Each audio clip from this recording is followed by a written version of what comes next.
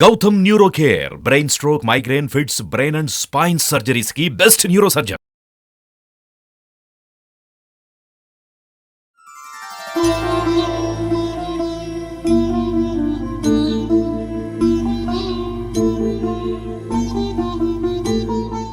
శ్రీ గురుభ్యో నమః, శ్రీమాత్రే నమః. సుమన్ టీవీ ప్రేక్షకులందరికీ నమస్కారం. అందరికీ కూడా శుభాకాంక్షలు. ఎందుకు శుభాకాంక్షలు చెప్తున్నాను? మన బాలరాముడు ప్రతిష్ఠ కాబోతూ ఉన్నాడు అయోధ్యలో. వస్తున్నారు రాములోరు వస్తున్నారు. కలియుగంలో మరియు తిరిగి వస్తున్నాడు ధర్మం ఉద్ధరింపచేయటానికి మన రాములోరు వస్తున్నారు. Gautam neuro care brain stroke, migraine, fits, brain and spine surgeries కి బెస్ట్ న్యూరో సర్జన్. త్రేతాయుగంలో వచ్చారు, ధర్మాన్ని ఉద్ధరించారు. తిరిగి కలియుగంలో బాలరాముడై వస్తున్నాడు. కాబట్టి మనం అందరము కూడా సంతోషంగా ఎంతో అద్భుతంగా పండగ చేసుకోవాలి. ఈ అయోధ్య రామ ప్రతిష్టని పండగ చేసుకోవాలి అందరూ. అంటే ఇంకొక దీపావళిని మనకు చూడండి, 2023 నవంబర్లో దీపావళి చేసుకున్నాం. మళ్ళా జనవరిలో కూడా మరొక దీపావళిని చేసుకుంటున్నాం. ఎందుకు? రాముల వారు రాముని సంహరించి అయోధ్యకు తిరిగి వచ్చేటప్పుడు అయోధ్యవాసులంతా కూడా దీపావళి పండుగని నిర్వహించుకున్నారంట. అలా తిరిగి మళ్ళా మన బాలరాముడు అయోధ్యలో తిరిగి రాబోతున్నారు, అక్కడ ఉండబోతున్నారు, ధర్మాన్ని తిరిగి ఉద్ధరింపబోతున్నారు. కాబట్టి మనమందరము కూడా దీపావళి పండుగని లాగా మనమందరము భక్తి శ్రద్ధలతో చేసుకోవాలి. రాముడు మతము కాదు, ధర్మం, ధర్మానికి ప్రతిరూపం రాముల వారు. ఆయన కారణ జన్ముడు. ఎందుకంటే అధర్మం ప్రబలినప్పుడు మహావిష్ణువు అవతారము తీసుకొని భూమి మీదకి వచ్చి ధర్మము ఉద్ధరింపచేస్తాడు అని చెప్పి మనకి పురాణాలు చెప్తున్నాయి కదా. ఇంకొక విశేషం ఏంటో తెలుసా? మనకు అసలు ఈ ద్వాదశి రోజున అక్కడ ప్రతిష్టాపన జరుగుతోంది. మహావిష్ణువు కూర్మ అవతారం తీసుకుంది కూడా అదే రోజు. ఎలా కలిసాయో చూడండి. ఇవన్నీ కూడా అదే భగవంతుడి యొక్క లీల, రాముల వారి యొక్క లీల అన్నమాట. హనుమంతుల వారి యొక్క అద్భుతమైన భక్తి. ఇక్కడ హనుమంతులు వారు ఖచ్చితంగా మనకి అయోధ్యకు వస్తారు. ఎవరు కనుక్కుంటారో ఆయన్ని తెలియదు కానీ, కాబట్టి అటువంటి అద్భుతమైన సన్నివేశాన్ని ప్రత్యక్షంగా పరోక్షంగా దాని వెనక ఉన్న విశేషాలన్నీ కూడా మనం అందరము కూడా తెలుసుకోవాలి. ఈ రోజు నుంచి, ఈ క్షణము నుంచి రామాయణం గురించి ప్రతి పిల్లవాడికి తల్లిదండ్రులు, ప్రతి భార్యకి భర్త, భర్తకి భార్య ఇలా రామాయణం గురించే చర్చించుకునే ఒక గొప్ప అవకాశం. ఎందుకంటే పిల్లలందరికీ రామాయణం గురించి తెలియదు. కానీ ఈ ప్రతిష్ట అనేది మనందరికీ కూడా, తెలియని వాళ్ళందరికీ కూడా రామాయణం గురించి చెప్పే ఒక గొప్ప సదవకాశం తిరిగి అన్నమాట. అంటే రామాయణాన్ని తిరిగి మళ్ళా చెప్పుకునేది. మధ్యలో మనందరం మర్చిపోయాం. ఏదో హరికథలు, బుర్రకథల ద్వారా మా చిన్నప్పుడు ఇవన్నీ కూడా బాగా వాడుకలో ఉండేవి. ఇప్పుడు అవి కూడా లేవు. కాబట్టి మరి ఈ రామాయణాన్ని తిరిగి తెలుసుకునే అవకాశం కూడా మనకు లభించింది అనుకోవాలి. రామాయణం, సీతాయనం ఇవన్నీ కూడా తెలుసుకోవాలి. రాముడి యొక్క ఆయనమే కాదు, సీతమ్మ వారి యొక్క ఆయనం కూడా మనకు ఉంది. అమ్మవారి గురించి తెలుసుకోవాలి. మహాలక్ష్మి స్వయాన వచ్చింది. శ్రీరామచంద్రుడు ఆకాశమైతే సీతమ్మ వారు భూమాత. వీరిరువురు కలిసిన అద్భుతమైన కావ్యం మహారామాయణం అన్నమాట. ఈ అద్భుతమైన కావ్యాన్ని మనం అందరము కూడా భక్తి శ్రద్ధలతో మనం తెలుసుకోవాలి. అలాగే ప్రతి ఒక్కరికి, మీ ఇండ్లందరికీ కూడా అయోధ్య అక్షింతలు, కుంకుమ అందరికీ ఇచ్చి వెళ్ళి ఉంటారు. అందరికీ సందేహం, ఏం చేయాలి అక్షింతలు? ఇంట్లో కేజీ బియ్యం అక్షింతలు తయారు చేసి దానిలో కలిపి పెట్టుకుందాం. పిల్లల బర్త్డేలు అయితే వేయచ్చు, లేకపోతే ఎవరైనా కొత్తగా వివాహం అయితే వేయచ్చు. ఇలా అనేక సందేహాలు ఉన్నాయన్నమాట. అంటే ఎలా వాడుకోవాలో తెలియట్లేదు. కానీ నేను మీకు ఎలా వాడుకోవాలో చెప్తాను. వాటిని అలానే వాడుకోండి. కుంకుమ ధారణ ఎప్పుడు చేయాలి, అసలు రేపు అయోధ్య రామమందిర ప్రతిష్ట ఎలా చేసుకోవాలి, ఏ నామస్మరణ చేయాలి, ఏ నామస్మరణ చేస్తూ మనము ఆ భగవంతుడి పట్ల భక్తిని మనం చూపించుకోవాలో నేను ఇప్పుడు మీకు చూపించబోతున్నాను. ఇది మా ఇంట్లో పూజా మందిరం. రాముల వారిని నేను కూర్చోపెట్టుకున్నాను. ఇప్పుడు మనం ఏ పని చేసినా, మనం ఏ క్రతువు చేసినా మనము మొదటగా దీప ప్రజ్వలన, అంటే దీపారాధననే మనకి చాలా విశేషంగా కనిపిస్తుంది. అవునా? అలా ముందుగా మనం దీపారాధనని చేసుకుందాం. రాముల వారు కూర్చున్నారు మా ఇంట్లో. రాముల వారు ఎక్కడ ఉంటే అక్కడ ధర్మం అనేది ఉంటుంది. మరి ఇప్పుడు మనం దీపారాధనతో మనం ఏ విధంగా రేపు పూజ చేసుకోవాలో మీరందరూ కూడా చూసి తెలుసుకోండి.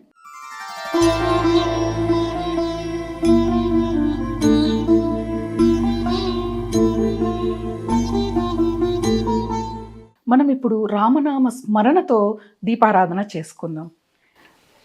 ఓం జై శ్రీరామ్, జై శ్రీరామ్, జై శ్రీరామ్, జై శ్రీరామ్, జై శ్రీరామ్, జై శ్రీరామ్, జై శ్రీరామ్, జై శ్రీరామ్. ఇలా దీపారాధనని మనం వెలిగించుకొని అగరబత్తిని మనము ధూపాన్ని చూపించాలి కదా స్వామికి, అలా స్వామివారికి ధూపాన్ని చూపించి మనసారా రామనామ స్మరణ చేయండి. మొదటగా శ్రీరామ ఎంత ఎక్కువగా చేస్తే అంత పాప నివారణ అనేది జరుగుతుంది. కలియుగములో రామనామ స్మరణకు మించిన నామం ఇంకొకటి లేదు అని చెప్తారు పెద్దవాళ్ళు మనకి. అన్ని యుగాల్లో యజ్ఞాలు, యాగాలు, పూజలు, క్రతువులు ఇవన్నీ కూడా చాలా ఉండేవి. కానీ కలియుగంలో మన యొక్క సంగతి తెలిసి మన ఋషులు ఏం చేశారంటే ఒక మంత్ర జపం వల్లనే మనకి ముక్తిని, మోక్షాన్ని కలగజేసేంత అద్భుతమైన వరాన్ని మనకు ప్రసాదించారు. అందులోనూ రామనామ స్మరణ. కాబట్టి మరి అక్షింతలు ఎలా చేయాలి అనేది చూద్దాం. అయోధ్యలో ప్రతిష్ఠ అవుతుంది కదా మనకి. అయోధ్యలో ప్రతిష్ఠ అయిపోయిన తర్వాత ఆ ఘట్టం మనం చూస్తాం, ప్రత్యక్షంగా కానీ పరోక్షంగా కానీ.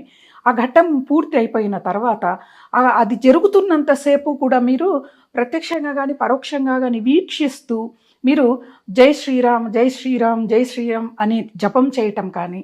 ఇంకొక అద్భుతమైన రెమెడీ నేను చెప్తాను. ఈ రోజున ఒక వైట్ పేపర్ తీసుకొని ఒక ఆకుపచ్చు రంగు పెన్ను ఉంటుంది కదా, గ్రీన్ కలర్ పెన్ను ఉంటుంది కదా, అది తీసుకొని మీరు 1000ని ఒక్కసారి జై శ్రీరామ్, జై శ్రీరామ్ అని రాసి మీ దగ్గరలో ఉన్న ఆలయానికి వెళ్ళి సాయంకాలం వెళ్ళండి.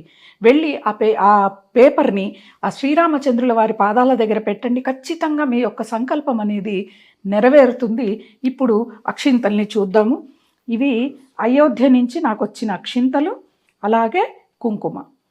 నేనేం చేస్తున్నా అంటే ఇంట్లో ఉన్న వాళ్ళమి, మళ్ళా మా పిల్లల బర్త్డేలు ఉన్నాయి, పుట్టినరోజులు ఉన్నాయి ఈ నెలలో. కాబట్టి ఈ అక్షింతలు కొన్ని నేను ఉంచుకొని ఆ రోజు వాళ్ళ తల మీద వేద్దామన్న ఒక ఆలోచనతో ఇంట్లో ఉన్న అక్షింతలు ఉంటాయి కదా, ఇంట్లో ఉన్న అక్షింతలతో ఈ అక్షింతల్ని నేను కలుపుతున్నాను.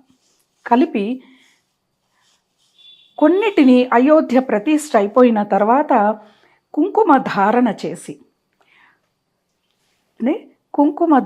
చేసి ఈ అక్షింతలని నేను తల మీద చల్లుకుంటున్నాను. ఇలా ప్రతి ఒక్కళ్ళు కూడా ఈ అక్షింతలు ఈ నెలలో, ఒక నెలలోపు మీ ఇంట్లో మీ పిల్లలు ఏవైనా పుట్టినరోజులున్నా, మీ పెళ్లి రోజులున్నా కూడా ఈ అక్షింతల్ని ఆ రోజు చల్లుకోండి.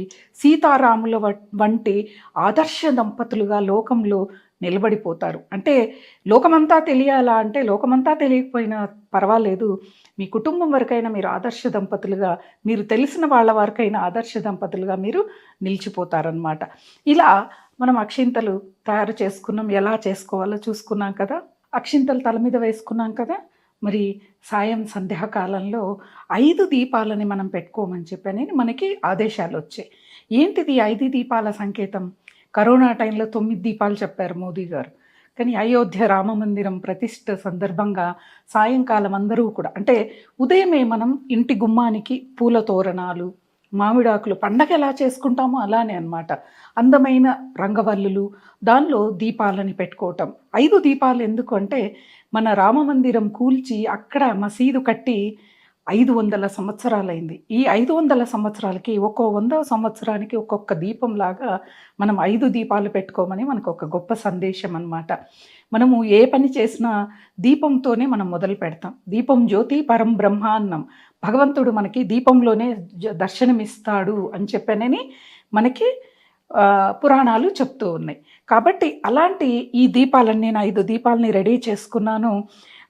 అలాగే మనం నా పూజా మందిరంలో నేను జై శ్రీరామ్ అని రాసుకున్నాను కదా.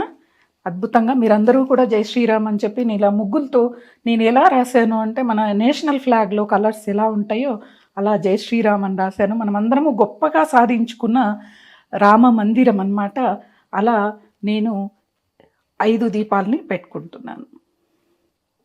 నేను పూజా మందిరంలో పెట్టుకుంటున్నాను. మీరు పూజా మందిరంలోనూ, ఇంటి బయట, తులసి బృందావనం దగ్గర అలా 5 దీపాలని మీరు పెట్టుకోండి.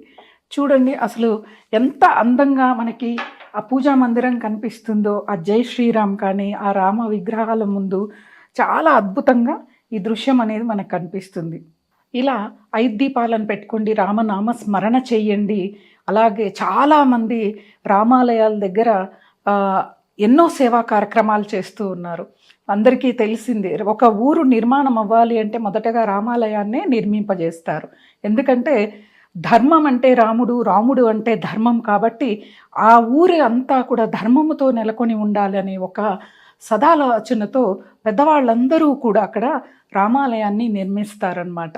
నేను ఒక చిన్న సాక్ష్యం అన్నమాట. రామాలయంలో సేవ చేస్తే, రాముడి వారి సేవ చేస్తే ఎలాంటి ఉన్నతమైన స్థితి వస్తుంది అని చెప్పానని నేను మళ్ళా మీకు రేపు లైవ్లోకి వచ్చి మీ అందరికీ కూడా చెప్తాను. అలాగే జై శ్రీరామ్, జై శ్రీరామ్, జై శ్రీరామ్, జై శ్రీరామ్. ప్రేక్షకులందరికీ స్వస్తి, అందరికీ నమస్కారం.